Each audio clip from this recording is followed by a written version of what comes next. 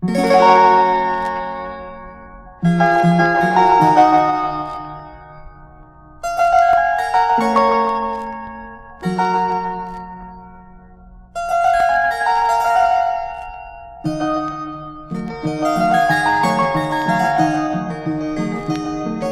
estás, madre querida?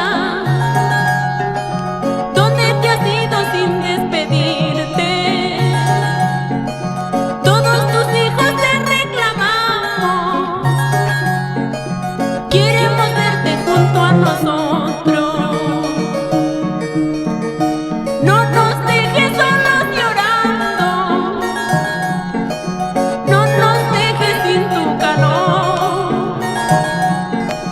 Vuelve pronto, mamita linda, vuelve pronto, regresa ya.